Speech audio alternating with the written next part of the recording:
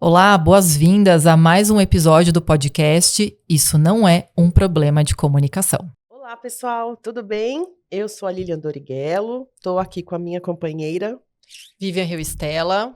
E Isso Não É um Problema de Comunicação, podcast que nós criamos para discutir aí as dores e delícias da comunicação no dia a dia das organizações. O nosso tema hoje é lá vem o povo da comunicação. Com esse olhinho para cima mesmo. Lá vem o povo da comunicação. Vi, por que você acha que isso acontece? Bom, primeiro porque parece que ela vem o pessoal falar que essa cor não pode, essa logo tá mal aplicada, o tom de voz não tá adequado à marca, como se, de repente, tivesse uma área que fosse a detentora dessa sabedoria e que tem, sim, muita formação, tem muito conhecimento embutido, embarcado nessas proposições, mas acho que tem um pouco esse olhar.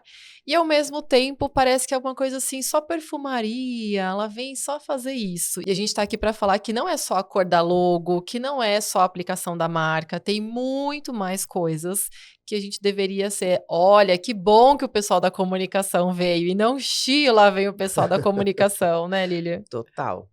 Acho que meu sonho de consumo é esse, já até dando um spoiler aqui da nossa conversa.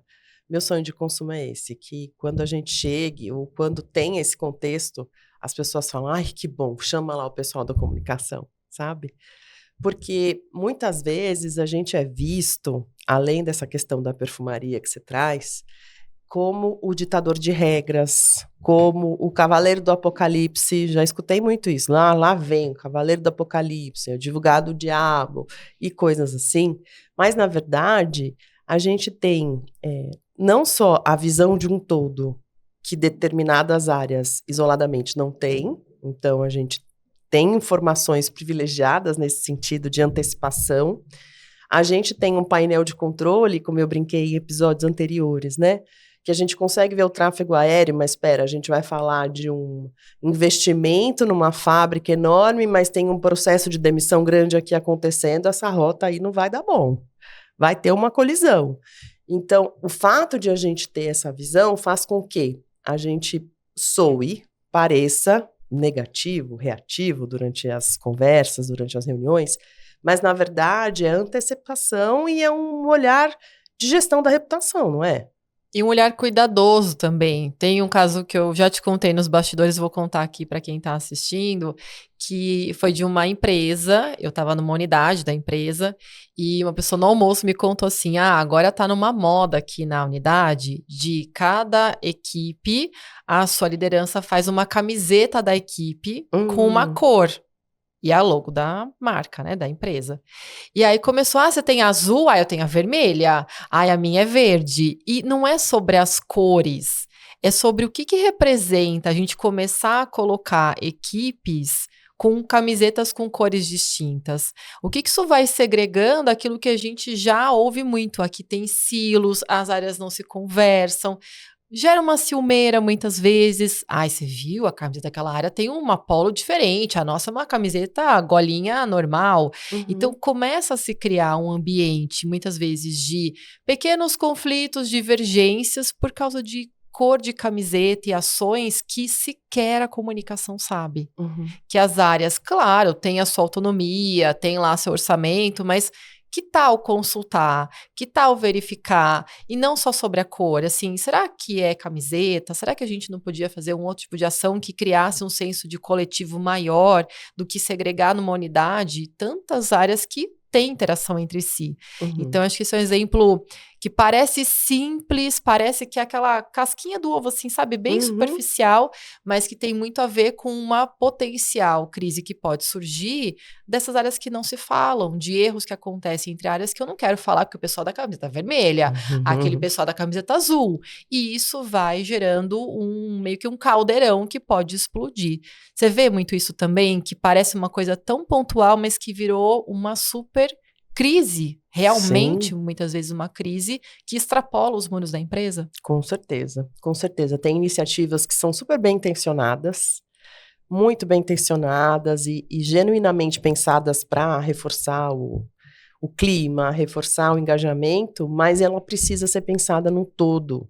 Então, o fato de as pessoas terem esse xiii, lá vem o pessoal da comunicação, faz com que as pessoas não compartilhem.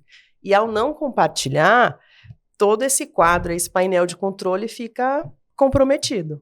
E aí, em vez de antecipar e prevenir, a gente depois tem que gerenciar uma crise que está estabelecida.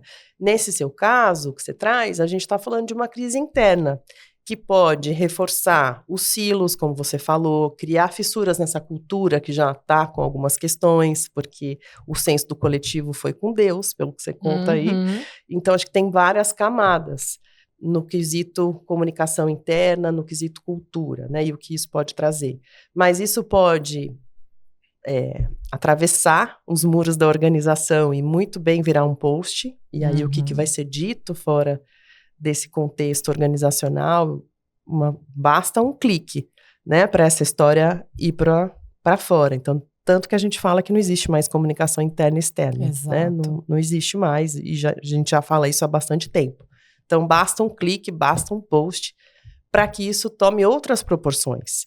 Então, o papel da comunicação pode parecer chato, sim, mas é para prevenir que esses silos sejam reforçados, para prevenir que essa comunicação atravesse os muros da organização e gere um ruído completamente desnecessário, né? Então, eu queria emendar aqui, Vi, corroborei seu ponto, trouxe alguns exemplos, e agora eu queria emendar com a seguinte história, com a seguinte questão. Por que você acha que a gente é percebido assim? Você que é especialista em linguagem. Por que a comunicação é percebida dessa forma? Tem alguma coisa na nossa fala que faz com que a gente seja percebido assim? Acho que tem um ponto que é em que medida essa relação da comunicação é ou não é próxima com as áreas. Então, quando surge a comunicação é para dizer isso aqui não dá, isso aqui não tá legal, isso aqui eu acho que não funciona. Então, talvez seja uma certa distância e um jeito de apresentar aquilo que não tá muito adequado em termos de comunicação, tom de voz e assim por diante. Também acho que tem a ver com as pessoas quererem fazer do jeito delas e não aceitarem muitas vezes um olhar diferente, e um olhar diferente meio com essa chapéu de especialista no tema. E acho que tem um outro ponto que é assim, como muitas vezes essas ações, iniciativas, quaisquer que sejam elas não conversam com essa visão do todo. Então, muitas vezes as áreas ficam com um olhar muito segmentado e a comunicação, quando traz um olhar mais contextualizado, mais ampliado, parece que, puxa, eu não queria enxergar isso. E perceber que essa minha proposta, essa minha ação, esse meu jeito de comunicar, essa campanha que eu estou imaginando, não conversa com as outras áreas, conversa só com aquilo que eu queria fazer. Então, acho que de tudo que eu disse, talvez seja, assim, trazer uma informação nova, diferente do que era esperado por quem demanda algo, gera esse desconforto em quem demandou. Quer saber? Eu não consulto a comunicação. Quer saber? Acho melhor fazer e vai dar tudo certo. Não vai gerar nenhum tipo de efeito. E para fechar, acho que me ocorreu aqui também essa falta de senso de isso impacta muitas outras áreas. Isso impacta os silêncios que vão sendo preenchidos. Vou voltar rapidinho no exemplo da camiseta, porque eu fico pensando assim, né? Parece tão simples, mas de repente, eu que uso camiseta azul, eu tenho que interagir com o pessoal da camiseta verde. E isso é só uma camiseta. Mas, de repente, eu já tenho uma relação conflituosa com esse pessoal. E aí eu tenho que pedir uma informação, ou eu tenho que fazer algo mais rápido para que o próximo passo aconteça. No processo produtivo, no processo do negócio. E aí, às vezes, eu, sei lá, inconscientemente ou não, eu faço mais devagar, eu faço de outro jeito, porque é o pessoal daquela camiseta, entendeu? Então, tem muitas coisas silenciosas nas organizações, e eu acho que a comunicação, ela traz esses silêncios à tona, muitas vezes na interação, e isso gera desconforto. E aí falo, quer saber, eu não quero lidar com isso, eu quero ficar no meu lugar quentinho, confortável, com Netflix, pipoca, pantufa e fazer do jeito que eu quero fazer, entendeu? Então, a gente tem um pouco disso. Você concorda, discorda, quer trazer outros pontos? Concordo muito, acho que tem uma dificuldade de dizer não e desse não ser ouvido também, que aí eu quero fazer do meu jeito, porque eu achei super legal. é super legal, eu tenho certeza absoluta, então farei. Então, esse senso do coletivo, acho que está comprometido, né? De uma maneira geral, na sociedade, e isso a gente vê espelhado nas organizações, não tem jeito.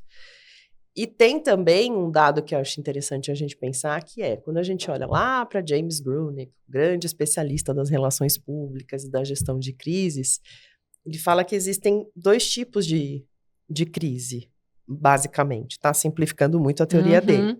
As crises que são geradas internamente e as crises que são geradas por fatores que você não controla, tá? Quanto você acha que é o percentual de crises que são geradas internamente? Por decisões ou questões administrativas? Em questões internas, vai. Acho muitas. Muitas. Então, mais de 50%, de longe, ali, são geradas internamente. Americanas, por exemplo. Um grande escândalo por uma questão financeira. Então, das questões maiores e mais emblemáticas, as questões cotidianas ali, de funcionários que vão às redes sociais desabafar por alguma situação indelicada que viveu, uma situação constrangedora que viveu. Então, a gente vê que a esmagadora maioria das crises são geradas internamente. Se elas são geradas internamente e existe uma área especialista no tema, que sim, é desagradável escutar as recomendações, que muitas vezes não são aquelas que o interlocutor quer ouvir, mas se existe uma área que pode ajudar a ser esse airbag, né, a ser esse colchão aí que segura as pontas e ajuda a isso não tomar outras proporções, por que não ouvir? Bom, e te ouvindo falar, eu quero saber uma coisa aqui de você, Lilian, porque a comunicação tem que estar envolvida aí em toda a questão de governança, reputação, gestão de crises. E nós sabemos que muitas organizações têm seus treinamentos para garantir que regras de compliance sejam cumpridas, que as pessoas saibam o que pode e o que não pode, por uma questão de governança, até para conter eventuais crises que possam acontecer. Mas eu vejo por aí que tem algumas capacitações que são obrigatórias, mas são muito óbvias. As perguntas são muito óbvias. É difícil até errar aquela pergunta. E aí, claro, que fica assim, tivemos toda uma capacitação desses pontos. E a minha pergunta para você é, como é que a comunicação pode contribuir para que não seja só digamos, um fazedor de indicadores de que passamos pelo treinamento? Um protocolo, vai. Exato. Como é que a comunicação pode estar mais envolvida para essa governança aparecer também nessas capacitações e não ser só protocolar? Tá. Então, vou trazer um pouquinho da minha experiência, tá? Eu já vi treinamentos acontecerem completamente desvinculados da comunicação, bem nesse estereótipo que você traz, né? Porque, infelizmente, é um estereótipo recorrente, de treinamentos óbvios, de perguntas que não tem como você escapar ali da resposta correta, porque é tão óbvio que você não precisa nem refletir sobre o caso. Então, já vi treinamentos assim serem feitos completamente desconectados da comunicação. Meio na lógica do xi, nem vamos chamar a comunicação, porque eles vão falar coisas que a gente não quer. E aí chega o treinamento pronto, comunica aí, faz as pessoas preencherem a tabela, né? Então vira essa coisa bem protocolar. E já vi treinamentos serem pensados com a comunicação, dando palpite, para poder contribuir com aquela reflexão com o conteúdo. E aí vi exemplos mais felizes, mas a minoria dos casos é feito assim, né? São feitos dessa forma, com contribuição da comunicação desde o conteúdo até a campanha. A maioria dos casos só divulga aí, pessoal. Vou te perguntar então uma coisa. Tô eu polêmica hoje aqui. Venha, adoro. Na hora que vem para comunicação. Pessoal, comunica aí essa campanha aqui desse treinamento obrigatório. O que a comunicação no nosso sonho de consumo poderia fazer que não seja acabar com o treinamento da área que desenvolveu e tal? Mas o que dá para fazer uma comunicação que tem um viés mais estratégico, Lilian? Conta para as pessoas. Ai, solução de $1 milhão, a professora me pedindo aqui, gente. Eu acredito que seja um trabalho de influência para que da próxima vez, nesse que chegou assim, com prazo, com o protocolo a ser cumprido, não tem mais o que fazer. É fazer uma excelente comunicação, com uma boa frequência, com repetidas vezes ali para as pessoas de fato fazerem. Acabou, feito. Agora, numa próxima oportunidade, aí é onde entra a história da influência, desses stakeholders internos, para que a gente possa contribuir no meio do processo, né, na construção do material, aí sim seria o ideal. Porque esses exemplos óbvios só reforçam o estereótipo de, lá vem o treinamento óbvio, lá vem a chatura que eu tenho que fazer e cumprir até o prazo tal. Então, assim, se a gente quer reforçar comportamentos adequados, se a gente quer que haja uma reflexão de fato, por que os exemplos são tão óbvios? Né? Será que quando a comunicação traz, por que a gente não traz uma situação mais limítrofe, uma situação mais desafiadora para exercitar de fato isso no imaginário das pessoas? Senão fica muito simples. E aí quando tiver uma situação desafiadora de fato, o que a pessoa vai fazer? O que a gente ensinou com esse treinamento? Então é isso que me vem com a sua provocação. Faz sentido? Faz. E aí eu fico pensando também no tema desse nosso episódio de lá veio o pessoal da comunicação, que eventualmente apontar todos os problemas nessa solicitação de campanha pode ser justamente isso. Lá veio o pessoal da comunicação colocar água no meu chopp, entendeu? Sim. Fizemos todo o treinamento, agora eles querem dar pitaco e criticar. Que é o que a gente sente na comunicação quando a gente tem uma ideia incrível, uma campanha incrível, as pessoas começam a também colocar água no nosso chopp. Então, tem disso. Mas o quanto tem esse papel da influência, de dizer, olha, para essa campanha a gente vai fazer, vamos seguir, mas seria interessante, ou é interessante, que da próxima vez a gente esteja envolvido para poder fazer algo mais consistente com o dia a dia das pessoas. Eu, como comunicação, já escutei isso nas minhas andanças por aí e não estou vendo presente nesse treinamento. Ou depois dessa campanha, será que não dá para fazer uma atualização presencial, um outro tipo de capacitação complementar para públicos mais específicos da companhia? Então, eu aqui no meu sonho, né, de um conto de fadas, poderia ter algo nesse sentido também, complementando o que você trouxe, para não ficar uma coisa de, tá perdido agora, sabe? E nem também, deixa eu colocar água no chopp desse pessoal agora. Sim. Acho que olhar também as estatísticas de casos de código de ética, linha de ética, denúncias que foram feitas, para dizer, olha, o treinamento tá feito, ok, mas numa próxima, será que a gente não consegue reforçar mais as questões de, sei lá, suborno, as questões de presentes inadequados, as questões de quem pode participar e quem não pode participar de determinadas reuniões. Então, a gente viu que no canal de denúncia, essas foram as denúncias mais recorrentes. Vamos pensar nesses caminhos? Então, acho que a proposta, né, eu brinquei com você da história de o que está acontecendo na nossa fala, na fala do comunicador, que já cria essa barreira, e aí gera o lá vem o pessoal da comunicação. Então, acho que a gente precisa se policiar, porque o nosso senso de responsabilidade é tão grande, o nosso senso é tão aguçado, né, de gestão de risco, de olhar para risco e de já pensar, já plotar ali na nossa frente esse painel de controle, que muitas vezes a gente responde rapidamente com isso na cabeça, que a gente estudou muito para ter, certo? Mas se a gente vai com um tom mais propositivo, você não acha que a gente tem mais chance?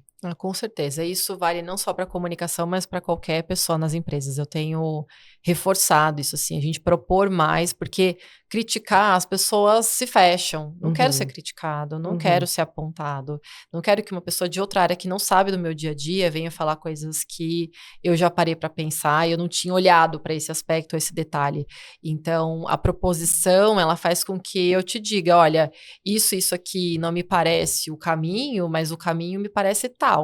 Porque senão é fácil, assim, né, adotar essa postura crítica sem proposta. Acho que vale para qualquer área, especificamente para comunicação. Sim.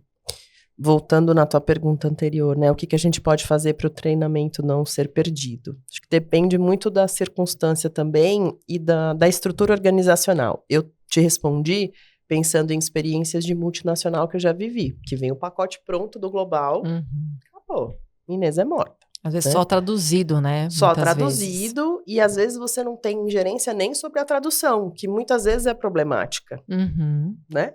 Muitas vezes é problemática. Agora, não foi adequado para o público daqui. Não, fotos não são, situações não são. E daí ficam situações completamente desconectadas da cultura, e aí geram piadas. Em vez de gerar o efeito desejado, que é da reflexão, da instrução para o comportamento adequado, gera a piadinha do corredor e o efeito é completamente inócuo, né? O efeito, para não dizer o oposto. Então, tem essas situações. Se a gente está falando de uma área de compliance que trabalha na mesma estrutura, ou mais próximo, e tem essa chance de corrigir a rota, muito melhor.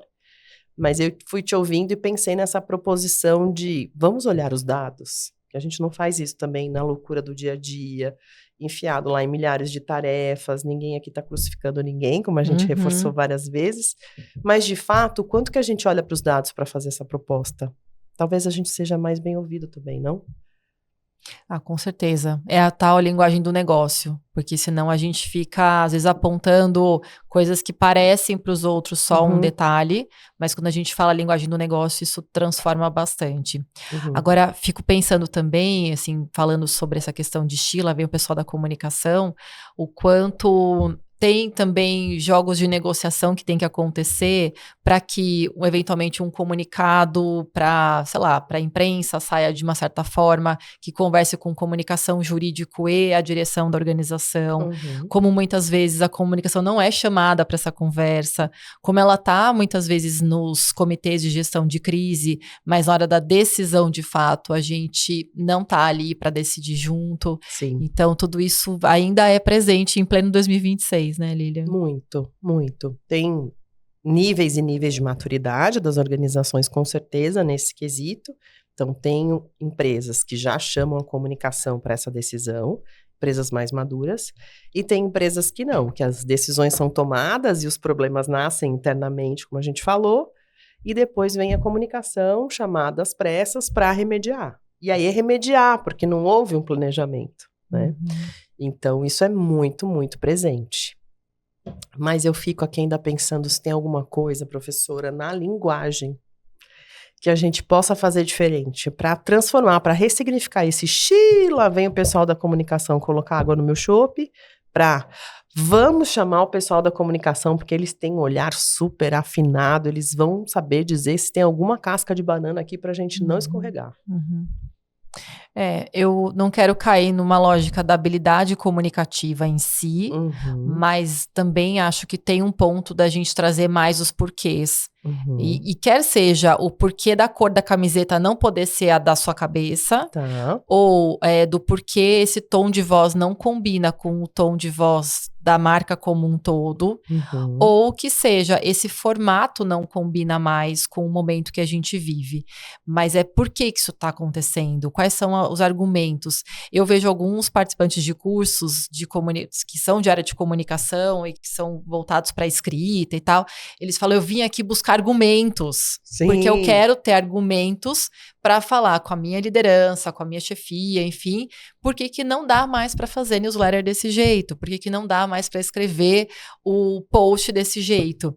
Então, é curioso como a gente precisa, assim, se valer desses argumentos, trazer esses porquês e falar de fato. Acho que aí vai para um outro aspecto mais do jogo corporativo, que nem sempre comunicação teve voz.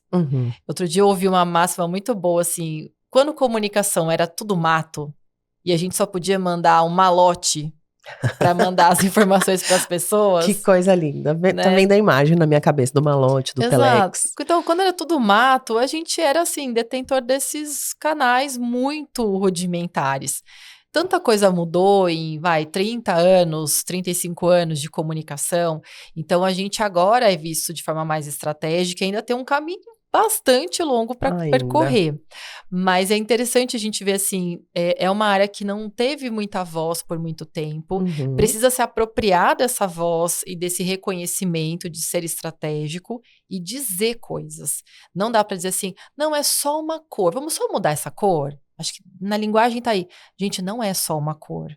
Essa cor tem a ver com isso, isso não é só uma questão do isso tá no manual de marca.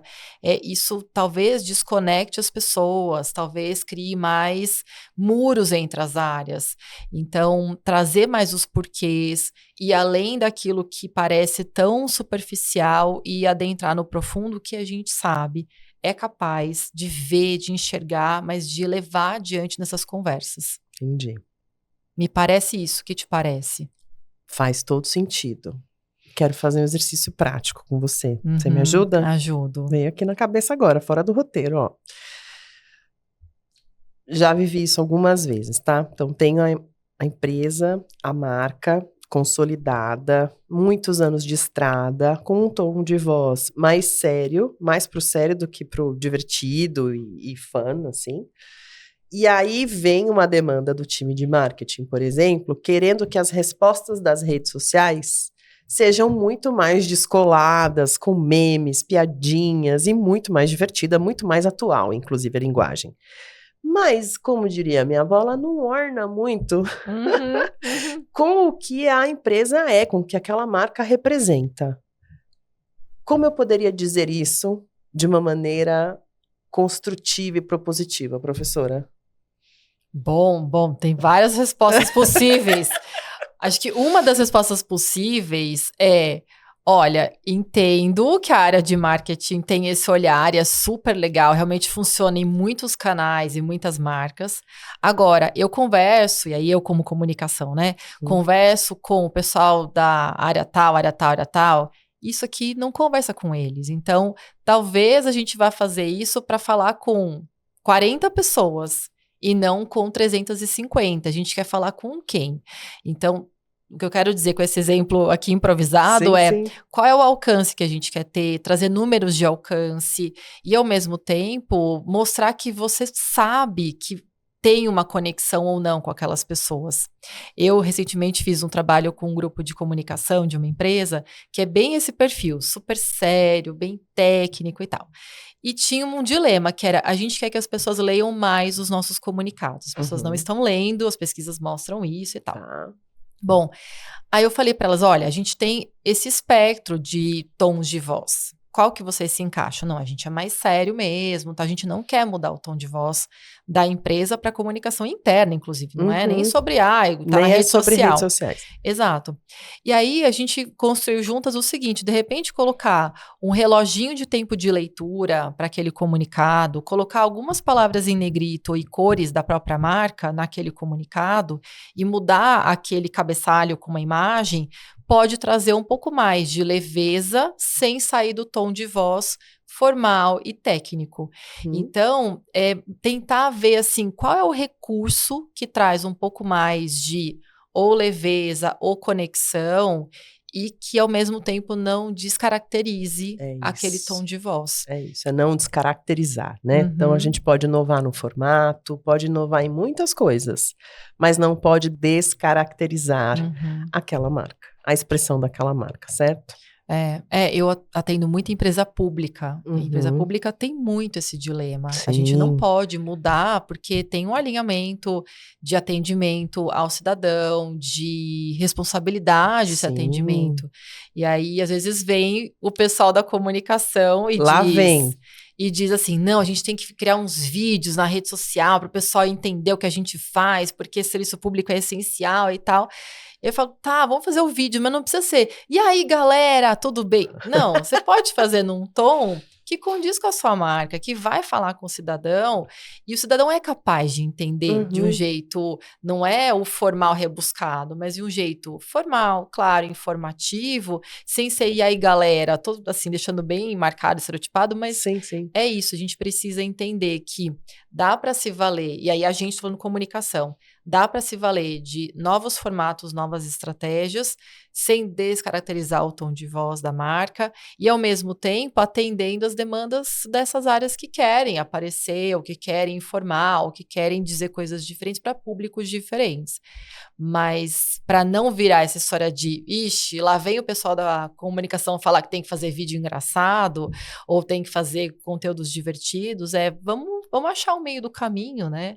E o meio do caminho tem a ver com entender o que está circulando na organização também, não só o que está nas nossas bolhas de comunicação ou nas bolhas das áreas demandantes também. Sim. Acho que o que fica para mim dessa sua fala e dessa nossa conversa toda é sobre negociação, né? Então é a negociação desse não também que a gente quer dar para uma situação que a gente vê um risco importante. Então, vamos negociar aqui. Como é que eu coloco na mesa esses argumentos, essas questões que são importantes para a gente não ter um desdobramento inadequado, um desdobramento indesejado para essa questão. E como é que eu negocio esse meio do caminho também, muitas vezes? Faz sentido? Faz muito sentido. E eu me lembrei de uma coisa que a Ana Cristina Bentes, minha professora de linguística, falava, que é o seguinte, não é ela que inventou esse conceito, mas ela falava muito isso para mim. A competência comunicativa, ela não é transponível para todos os contextos. Traduzindo, não é porque eu, como comunicadora, sou muito boa em criar conteúdos, campanhas, estratégias, eu talvez seja boa também, ou tão boa quanto em negociar, eventualmente. Então, a gente pode reconhecer, como comunicadores, que a gente precisa desenvolver habilidades de comunicação para contextos de negociação, de influência, de escuta que seja, de transparência. Como é que a gente explora a transparência de um jeito autêntico? Então, lembrar que ser um bom comunicador não é dar conta de todos os contextos, talvez ajude a gente a negociar de outra forma com as outras áreas que demandam, para não ficar essa história de, ela vem o sabe tudo. A gente não sabe tudo, mas a gente sabe bastante coisa. Sim. E o que a gente sabe, a gente vai sustentar. Perfeito, perfeito.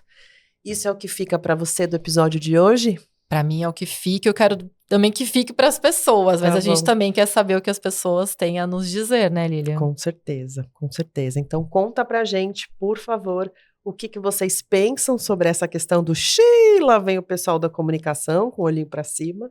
Como é que a gente pode mudar isso e o quanto que isso incomoda vocês, o quanto vocês veem isso no dia a dia.